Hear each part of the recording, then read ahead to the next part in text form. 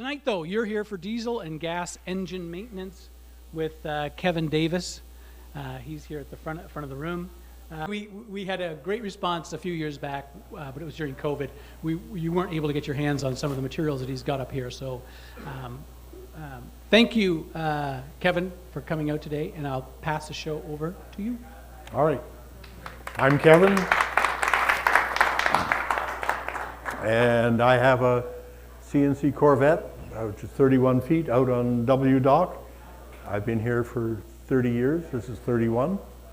And I thought I was a new member for many, many years, and then realized I've been here a while. So, okay, we're going to talk about engines. And let me get a slide up here.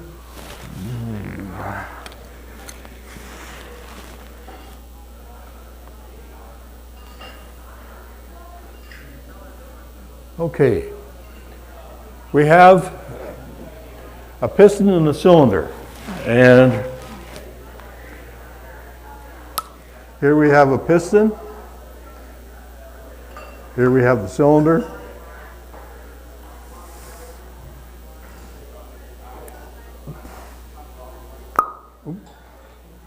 okay. Whenever you pull a piston down, it creates a negative pressure on top of the piston. This is used when this piston goes down. We open a valve, an intake valve. We bring air in and pull in at the top, at the bottom of the strike. The intake valve closes. The piston comes up and compresses the air. On a diesel engine, it compresses it to about 470 pounds per square inch. And that air gets very hot. Here we inject the fuel in. The fuel flashes because it's the 470 pounds of temperature is now above the flash point, and so the fuel self-ignites, pushing the piston down. You get power. Then at the bottom, the exhaust valve opens. You push it out and start down again. This is the 4-stroke cycle. If it's a gas engine, we pull in fuel and air. Instead of injecting, we have a spark plug. But other than that, the 4-stroke cycle is the same. The compression ratio is much less. Okay. We have a crankshaft, connecting rod, a piston, cylinder, and at the top is the cylinder head. Any questions on the basics? Yes? Is that a question? No? Yes? I'm not. It's completely different, and I don't have enough time to do that tonight. Okay, we can do that some other time. Other questions on a 4-stroke cycle? Okay, so once we have that done, we have a cutaway engine up here. You can come up, turn the engine. You'll see the piston go down. You'll see the valves open. Come up anytime and have a look. There's other stuff on the table. I'll be handing stuff out, and have a look. Okay.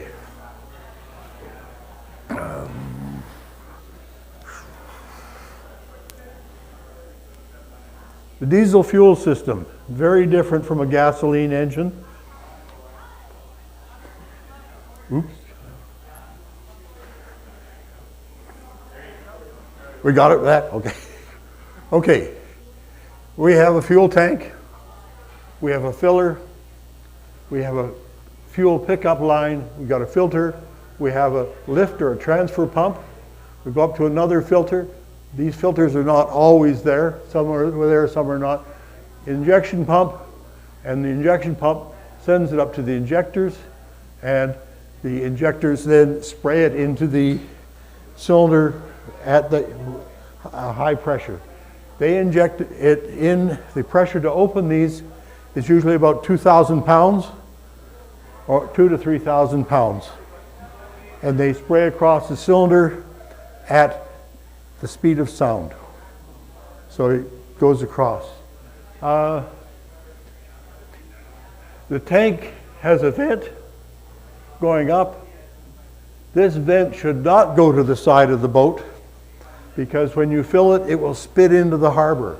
This one goes up, vents to the top of the filler neck. The top of the filler neck is then vented to the outside, somewhere up on deck. All right? The lift pump or transfer pump sucks fuel up, across, through both filters and out. Now, a diesel fuel system, if it gets airlocked, won't inject fuel. It gets airlocked. So if you change this filter, air will get into the system. This filter here is, I purposely put this one in, because if it's before the transfer pump and you take that filter out, this fuel will drop back to the tank and the whole line will be full of air. Whereas if you take this one out, the filter chamber will be full of air, but the line didn't drop back. So to bleed the system, you start at the first filter, and you're going to have to pump through that with it closed, because if you leave it open, all you'll do is suck air. So you come through to here and go to the second filter, and at the top there is a little bleed screw. Do we have a pointer, by the way? Laser pointer. A laser pointer? Yep. On the remote. On the remote. Might be easier.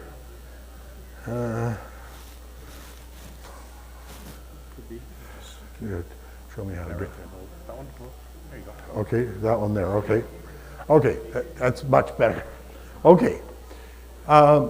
These are bleed screws, and if you have some way of pumping it up here, you can bleed it here. If not, you have to bleed it over here and suck the air all the way up and through, and then it will bleed out here. It will finally, on the filter, run clear. You don't want any foam or anything coming out of that bleed screw. And then you've got it clear up to there. From that filter, it goes into the injection pump. And on the injection pump somewhere, there's a screw. I've drawn it here. And that fills the body with diesel fuel. And again, when you bleed that, it has to run clear. Not foam, anything, clear. So then, after you've done all that, you then have to bleed the injector lines, these here. And you have to bleed each one. When I show you how this pump works, I'll explain to you why you have to do that. But it will not prime, this will not prime the injector unless you bleed it. Okay. This is a, yes, it's got two, okay. This is an inline injector pump. Some of you may have this. This has got 4 elements, so it's a for a 4-cylinder engine. Some of them are built right on the engine. I have a picture of that coming up. This is a rotary diesel injection pump. Some of you may have that.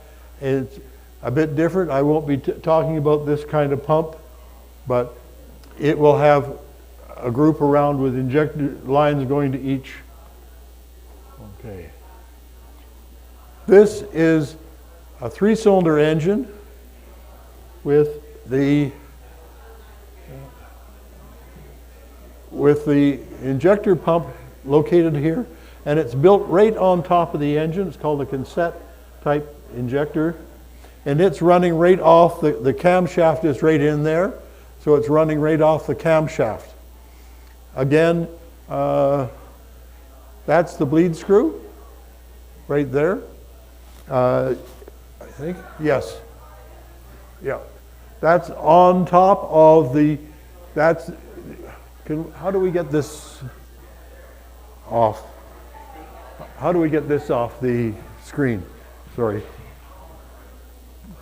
Okay. Okay.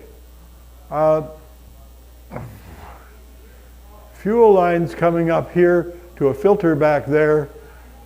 It is bled in the filter. That line comes from there down to the injection pump.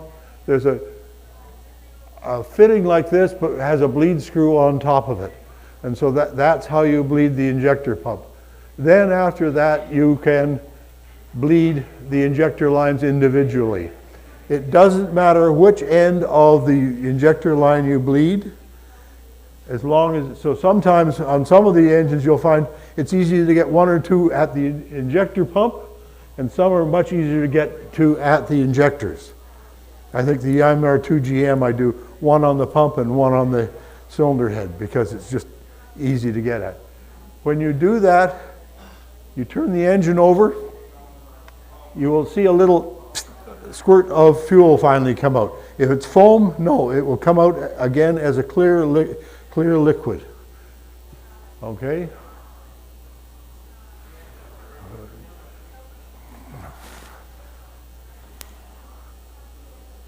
Okay.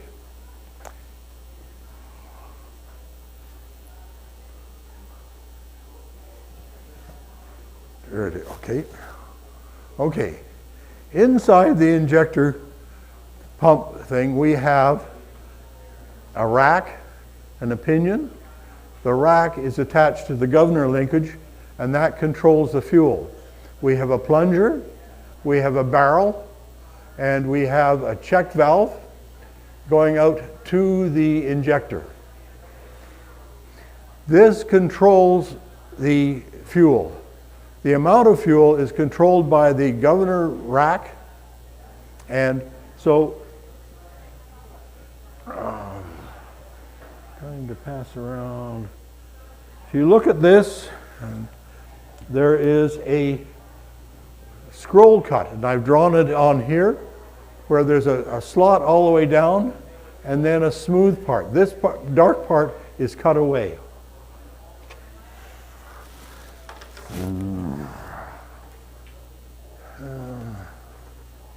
Okay.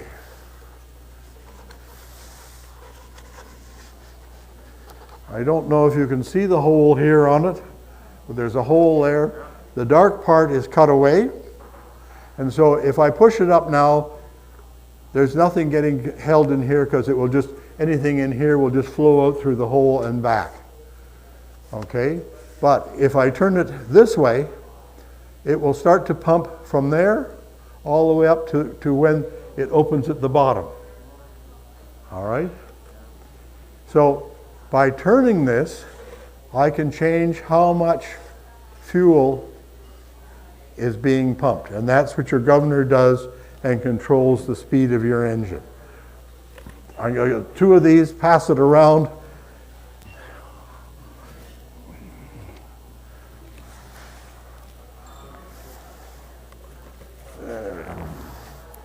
There's your hole right there. Okay, so, yeah, okay. Okay, so this hole here is the transfer hole. When the plunger comes down, fuel from the transfer pump comes in through here, forces it through the hole, and fills up this area. The plunger then moves up, closing the hole and forcing the diesel fuel out to the injector. Now here's the answer. If there's air in here, this could be at full throttle, but when you push the plunger up, the air in here compresses. Because the injector's at 2,000 pounds, it won't let it out. The air just compresses. When the plunger comes down again, the air expands. So it doesn't matter how many times you pump that up and down, it's not going to the air's not going to go out. By cracking the nut up here, or at the injector end, then the air can pass out. You'll see a nice clear flow, and then it's now a hydraulic situation that has no air in it. And so that's the reason you have to bleed it. The injector cam at the bottom is cut, and it's very square. It's called a jerk pump. And so that when it comes around to push the plunger up, the plunger comes up very quickly. Okay. Lead screw, check valve, plunger, cylinder, Any questions on this part? Yes. All right.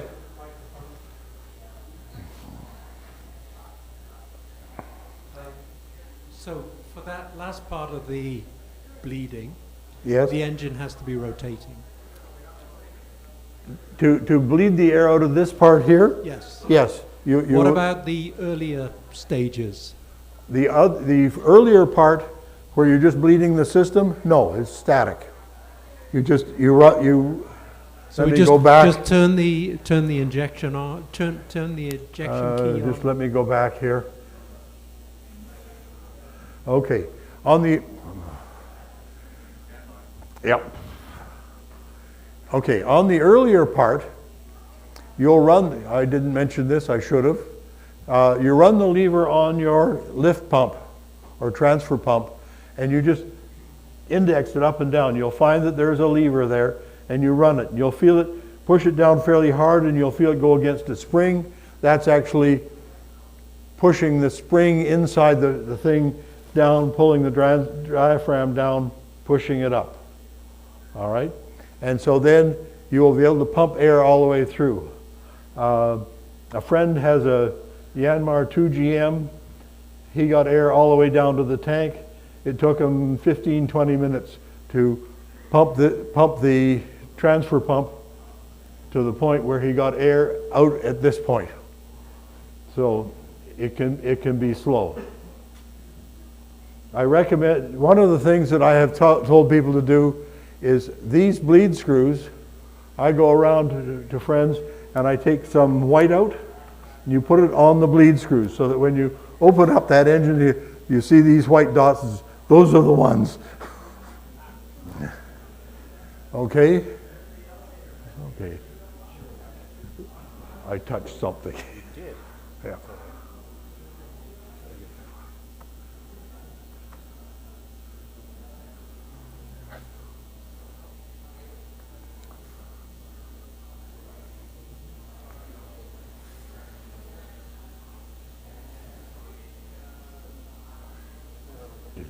No more leading on the thing.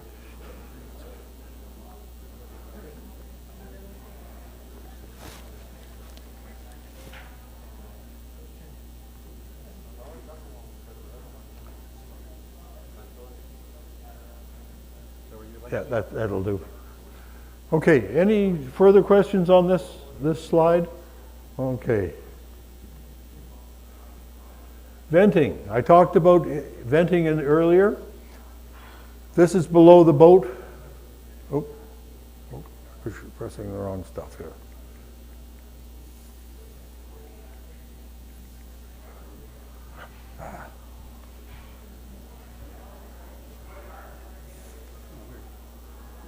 Okay.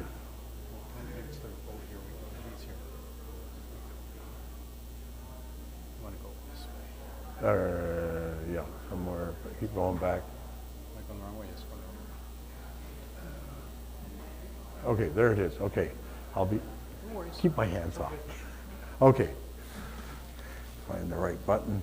Okay, this is the fuel fill line going down to the diesel tank over there, and we have coming up is that's the vent line, and it spills into the filler neck, and the filler neck is vented out on deck.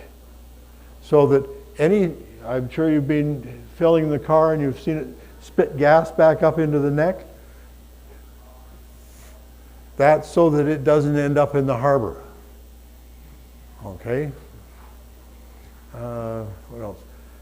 I didn't mention it. I gotta go see if I can go back. Okay. Okay.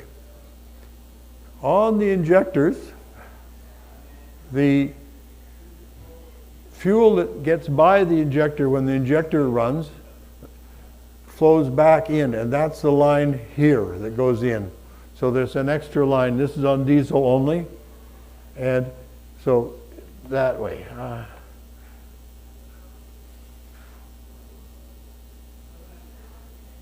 Okay.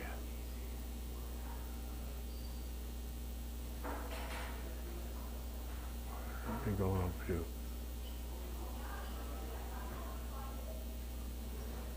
Okay. We don't seem to have a slide method. Okay.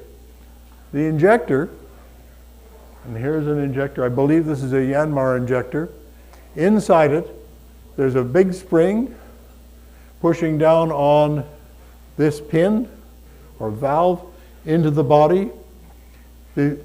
When the high pressure line is attached here, that's the bleed off line I was just talking about. So it comes in, the pressure comes under here and pushes this up against that spring before the fuel can come out, so that it won't dribble. It will either spray or stop. And it takes, Yanmar I think was 2,000 pounds to make that open. The points of these will become worn. Sometimes they can be ground. Usually you buy a plunger element or a injector element with the pin and the plunger. These are very close tolerance. They used to be, probably not anymore, but they used to be actually hand fit. So they get the plus or minuses and find the plus or minuses and put them together. All right? So the fuel sprays out here, depending on the type. This one brings out, I think, 3 or 4 sprays in different directions. Goes across the cylinder at the speed of sound. It's not allowed to touch on any other sides of the walls. It has to completely atomize before it hits the wall. Comes out as a cloud. It comes out fast enough that if you have your hand in the way, it will blow diesel fuel into your bloodstream. So don't get in its way. If you are experienced enough, you can take this, hook it up to the injector line and spray it outside the cylinder, and it will come out as a puff of cloud. But be careful with it. This is quite the stuff. Okay. Questions on injectors? Anybody? Yes, go ahead. Do the injectors have to be cleaned ever? No. You're getting feedback. No, you shouldn't have to clean them. They should remain for all we do on these boats.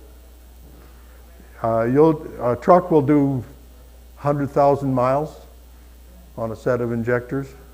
Then they usually they don't service them. They toss them and put in new again. But very long lived. Part of keeping your fuel system clean is very important. Because these tolerances over here are so close, you don't want anything. You do not want any water in your system. All right?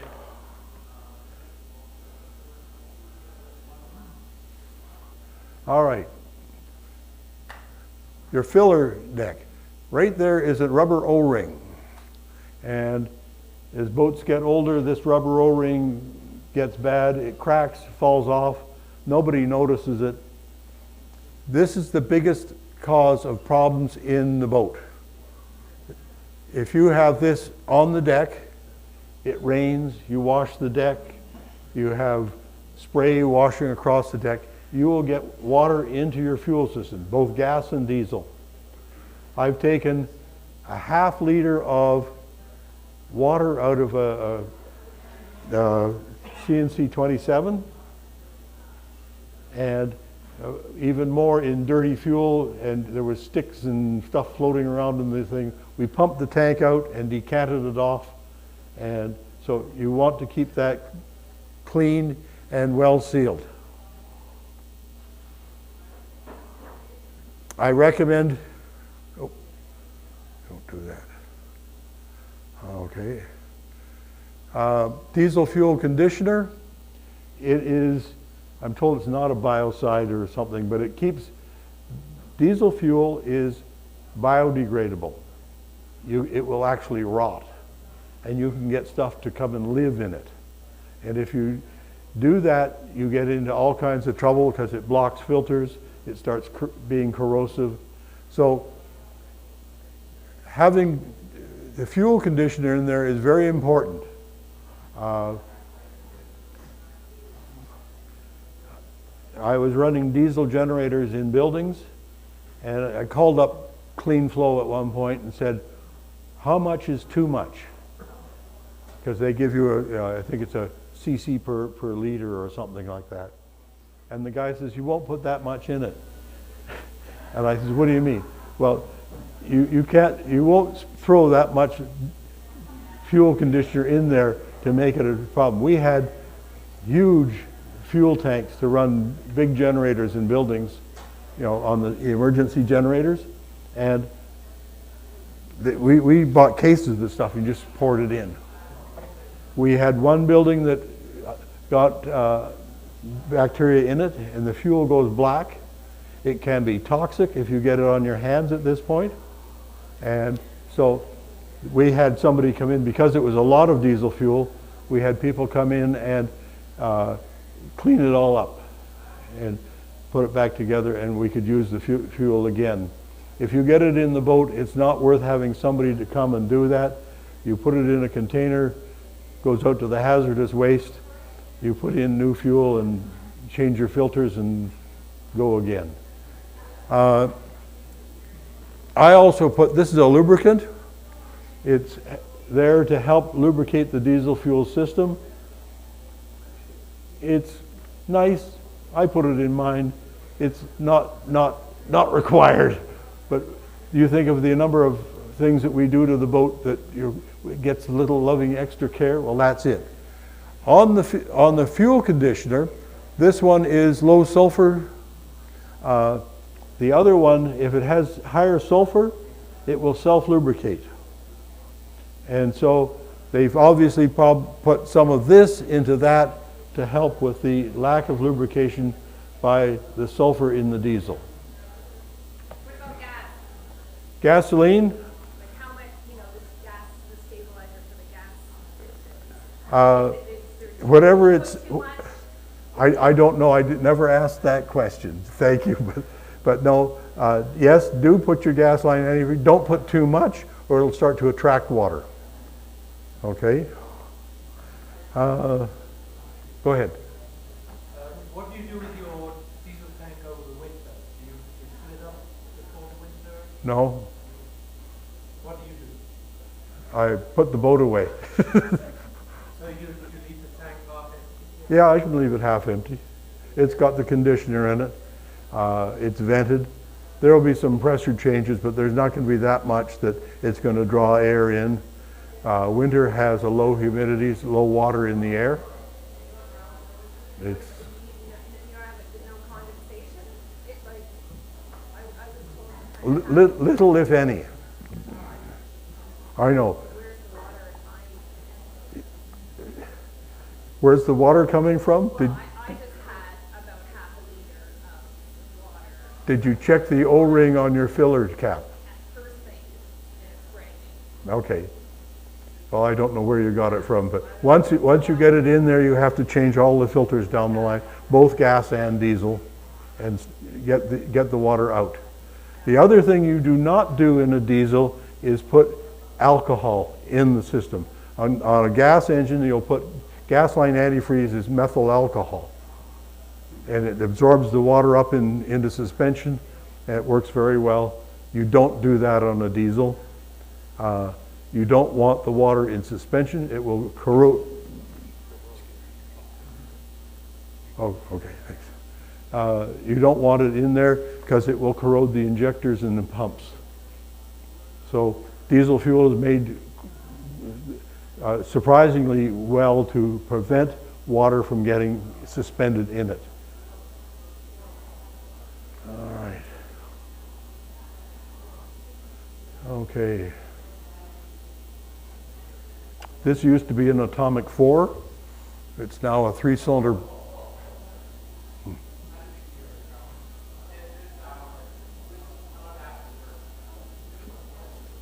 Sorry? Oh, no, no.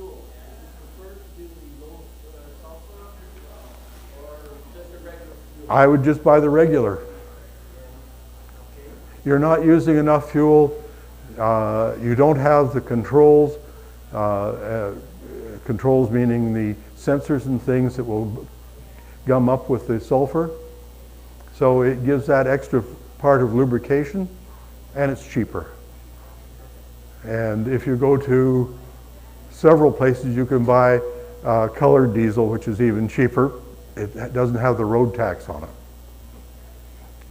Actually, that's kind of, maybe it's off topic, you just say shut up if it's off topic, but why at Marina do we sell road diesel? I don't know. I always wondered. I go off to the one on Maryvale there and buy my diesel. I had a truck and trailer, I'd tow the boat around, back up to the pump with the sailboat, fill it up.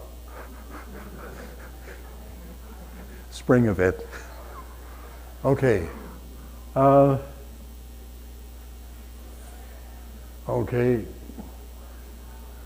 Okay. Changing your engine oil. This bearing is out of the atomic 4 that was in my engine when I got the boat.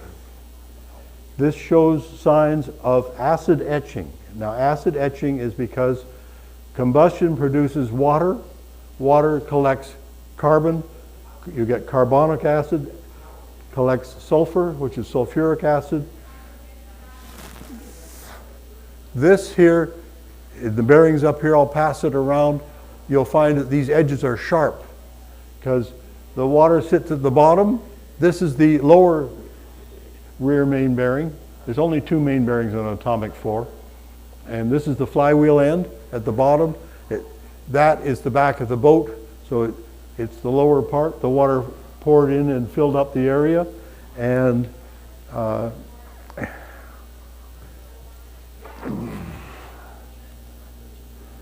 there it is. Feel the edge of that bearing as it gets passed around. So you don't do enough miles or kilometers or on your boat to warrant an engine oil change every year. I do mine anyhow. I mean, how much money you got put into this boat? And so you, at the end of the season, not the very end, the last week or two, couple of weeks, you change the engine oil, I change the filter, put new oil, and then I go out and run it around. And the reason you run it around is because you want the new oil to go through the whole engine, and it will be new oil that the engine is sitting in all winter, not stuff with acids and contaminants. Do you use synthetic oil or standard oil? It doesn't matter. I mean, we're not doing cold starting. It's I just go out and buy a reasonably good name of engine oil, looking at the book and saying, what does the book say for grade? Get the grade.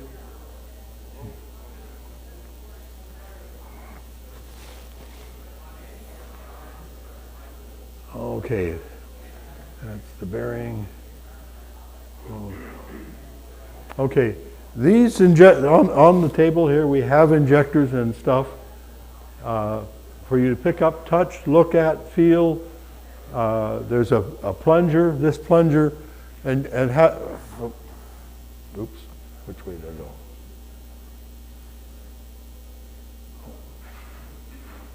Okay. Look at this part here. This is the scroll. You'll see the long slot and then this taper. That's so that the fuel ratio will change. Here is the part at the bottom that the rack runs. The governor changes the speed of the engine and how much fuel goes in depending on the load. You set an RPM and it will maintain that RPM. In a gas engine, you're sort of fiddling the gas pedal. The governor can shut you down. It can also open you up. When you turn your engine off, the rack goes fully open to 100% fuel. Okay. This is showing, and it's up here for you to look at, there's 4 holes in the bottom of this that spray out in a pattern in the cylinder.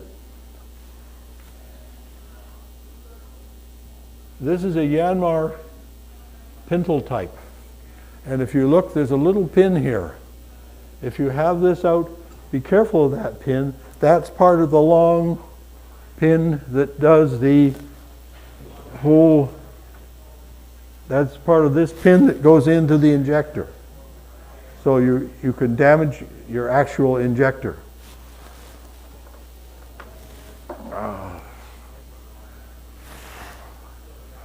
Okay.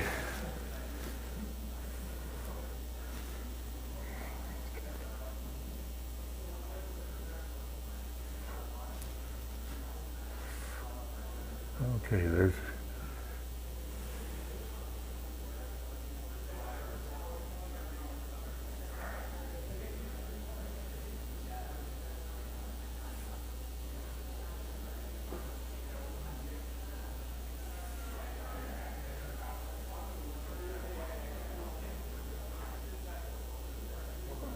there it is.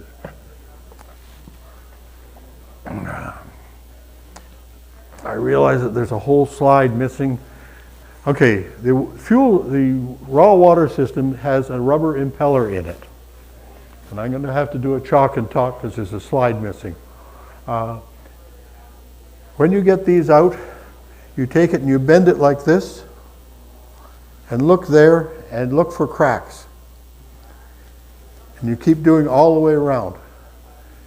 The more fins, the more pressure, the less flow.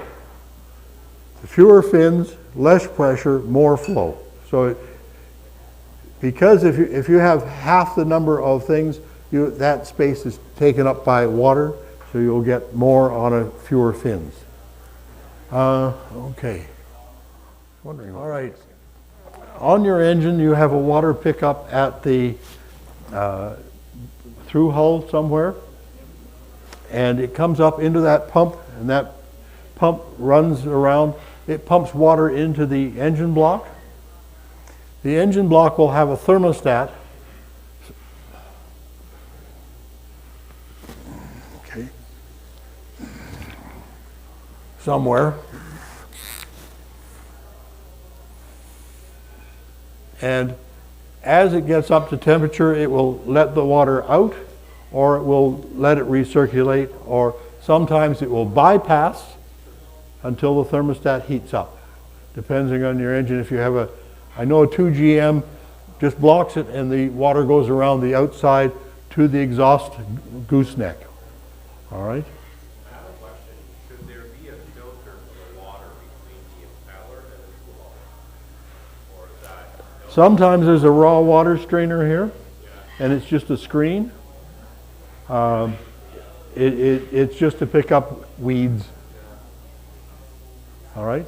Should there be one? Or? Depends on, do you run through a lot of weeds?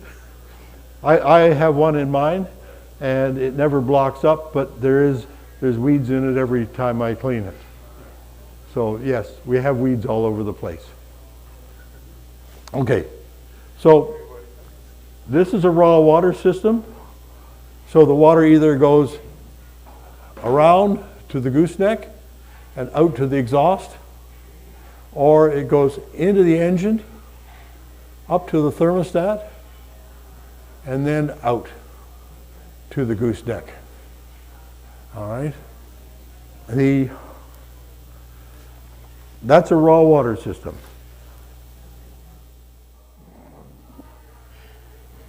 This one has the same raw water pump, but this is an enclosed system. This has antifreeze in it with a filler cap, and you check your antifreeze. This is the same antifreeze you use in a car. It does not have to be diesel engine antifreeze that somebody pointed, I got diesel engine antifreeze. It doesn't know it's a diesel. So the raw water pump pumps water through this, and there's a series of tubes, and the raw water goes on one side, and the antifreeze goes on the other side, and the heat from one goes to the other. From the heat exchanger, the raw water goes to the gooseneck on the exhaust and out the back. The antifreeze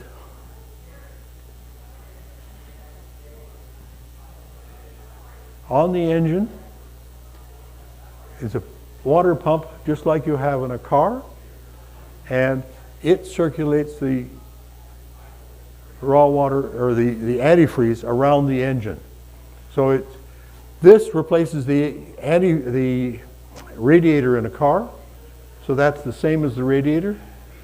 Instead of having air blow through the radiator, you're pumping water through it to cool it.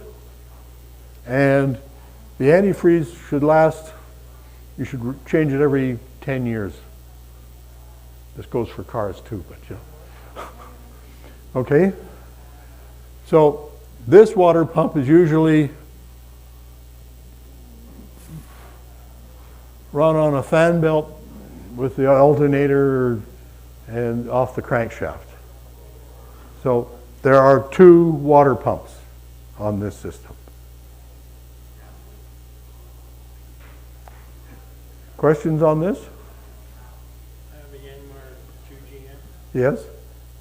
so it would be that system's on the left there that you got, right? Yeah, I think you unless you have the heat exchanger, the way you know that you have do not have an enclosed system is you look for the radiator cap. If it doesn't have a radiator cap, it's probably a raw water.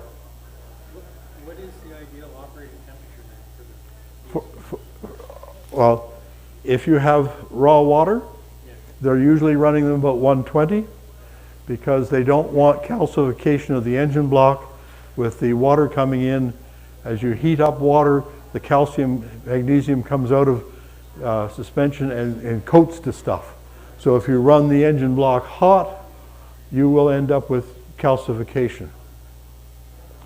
Now on an enclosed system, mine came with a 120 thermostat on the enclosed system, and I changed it to a 190 or 195 or something because it doesn't have that problem. You want to run your diesel hot. It's supposed to run up to a normal operating temperature. So this engine doesn't know it's in a boat. It's just a diesel engine, and you just want it to be running as a diesel engine that would be in a farm tractor or a truck or something. Okay? Any more questions on the 2 systems? No? Okay. I think that's it. I think that's pretty well all I have. Anybody? Yes, go ahead. Other than inspecting the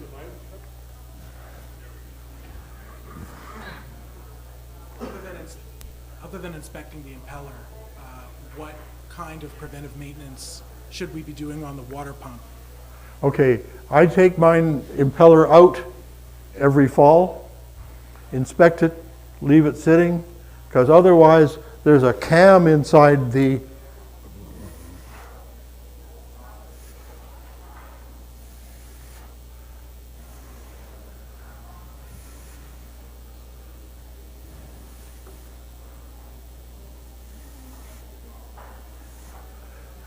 inside there to squeeze the water out as this thing turns.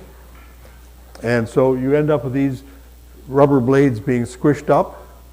It used to be that they used to get stuck to the bronze. They've changed the rubbers now. Doesn't do that. But still, I still take mine out. It sits relaxed. When you put it in the spring, you lubricate it with silicone, Vaseline, engine oil, it has to lubricate, because until it sucks up water, it will be running dry. Once it gets running, the water lubricates it. It's just like spinning tires on wet pavement. It becomes slippery and just does it. Anybody else? Go ahead, next. Well, I have a question for you, but I don't think there's many people that be in the same boat. I've recently got a new boat Yes, that has been on the hard for 8 years. yes, It was properly maintained and put away. But I only got this in December, so I don't know the procedure to start it up again after sitting for 8 years. yeah. Like the obvious thing, like replace the oil, the gas, gaskets, water pump. But is there any special thing that I should look at? Okay. I was on the dock at one point with a friend of mine. We used to work at the Caterpillar dealer on Carling back then. And somebody comes up and says, should I be fogging my diesel engine or this or that? And so I said, I don't think it's really necessary. And so we walked down the dock and he says, you know, they'll park an old dozer in the bush, leave it for 3 or 4 years, come back out after that with a fresh set of batteries, start it up, make it work for another week, and then they'll put it on a truck and take it somewhere else. That's all it got. We did not, nobody ever loosened the fan belts. When you go to Florida, do you loosen the fan belt in your car? I mean, there's more stuff out there for things to be said. So no, it may be dry on the cylinders. The oil may have dripped down after that. It may be a bit hard to start. I haven't talked about starting fluid, which is ether. If you have indirect injection, meaning you have glow plugs, I don't recommend it because you will crack your glow plugs. But either that or you get some oil into the cylinder. Diesel runaway, oh, there's a topic. Anything that goes into that air intake will burn. If you take an oil can and squirt some oil in there, the engine will rev up because it will burn that. So if there is a leak which throws any kind of fuel into the air intake of the diesel engine, it will run away. We had trouble with bulldozers where they'd run away because the turbocharger, the seal would leak, and it would leak into the air intake, and you couldn't turn the bulldozer off. You'd turn it off and it would just keep running. It didn't run well, it clacked and banged, but you know. And if you go online, you'll see pictures of diesel runaway, and somebody's diesel truck is just fogging out smoke because Caterpillar had the problem with the return line from the injectors would spill into the air intake and the engine would run away. And that was it. It goes over speed. I have a story of a diesel runaway at Tunney's pasture. This is many, many years ago. It was a V12 generator, big pistons, big engine. It ran away so fast that it jumped off the mounts, broke the oil pressure hoses to the filters and everything, spilled engine oil all over the floor, spilled diesel, antifreeze all over the floor, and finally came to a stop. I was there because one of the cylinders wasn't running right, and they cracked the crankshaft. And so the V12 diesel was junk. So if diesel runaway is, how do you stop this? You cut off the air, or you cut off the fuel, but usually the air is the one you can get at. Don't put your hand on it, get a board or a plate or something to stop that. But it will destroy your engine. No, they scared the shit out of everybody.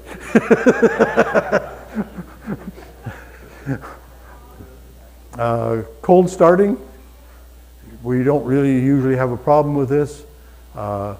Because the piston comes up and compresses the air, and it's the temperature of the air that ignites the fuel. If it's too cold, it will may not ignite the fuel. This is what happens here in Ottawa in the winter. You have a diesel vehicle and the piston comes up, the heat rushes into the water in the water jackets, and it doesn't make ignition temperature, and it won't start. When that happens, you look and you'll see white smoke coming out the exhaust. And that is unburned fuel. The next part is it will start to puff a little dark smoke, a little black, finally it'll blow a little black and may try to run. That's where it's cracking the fuel, it's burning the hydrogen but not burning the carbon, and you're getting close to running. But we shouldn't have the problem of that. When you start your diesel engine, just let it sit for a minute. Listen to it. It makes all kinds of wonderful noises when you first start it up. It clacks and clatters, and because it will knock, it will not fire properly. It will just takes a little more heat to get it up. And so just let it get going. Let it stabilize on the diesel cycle. Let the engine oil get up to all the moving parts, and you just listen, and you'll know when it's happy again. Okay. Yeah.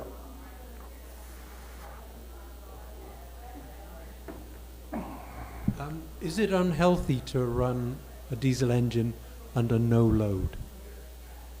No. Not a problem. No, not really. How long are you going to run it for? Till it warms up. Sorry? Till it warms up. Yeah, that's fine. While you're just getting the boat ready to Yeah, leave that's the fine. dock. That's fine. Okay. It likes to be warm. Now, you've got to remember that diesel engines, a lot of them are on generator service. And somebody who had a sawmill camp up in northern Ontario said every 4 or 5 years, they bring in a brand new one, take the old one out, hook it up, start it up, and it other than for stopping to change the oil, it runs for 5 years non-stop at 3,600 RPM. So these things run, and they run. You get them in trucks, they'll do 100,000 miles, 160,000 kilometers, no trouble if they're looked after. Fuel surging. If you have a blocked filter or a partially blocked filter, it will start to starve the injector, and your engine will, at full load, will dip down, and then it'll come back up again, and go down and come back up again. Because as the filter slows it down, because there's not enough fuel, it won't push enough through the transfer port in the injector to fill that thing, so that there won't be enough fuel. So the engine will slow down. As the engine slows down, it's a time element for the filter. It brings up more fuel. The fuel pressure rises again, and it'll start. So surging is a partially blocked filter. I don't think anybody's ever had that here. Next, you have? Yes, I had that, and yes, I did, because I had a boat, this is not my existing boat, but a previous boat that sat for 10 years with an 8-foot stainless steel diesel fuel tank. Yes. And the fuel at the bottom was so old, and it turned the wispy white. Oh, it waxed. Yep. And so then when you encounter heavy seas, It would stir this stuff up. not current in the St. Lawrence, it stirs it up. Yeah. Or something, it stirs it up. You- And it stirs it up for in the 8-foot tank, which then clogged, 4 filters. Yes. Before it got to the injectors that shut it down. Yeah. You So can, that does happen. it does happen. And we Yeah. knew nothing, about it, and now we do. Yeah.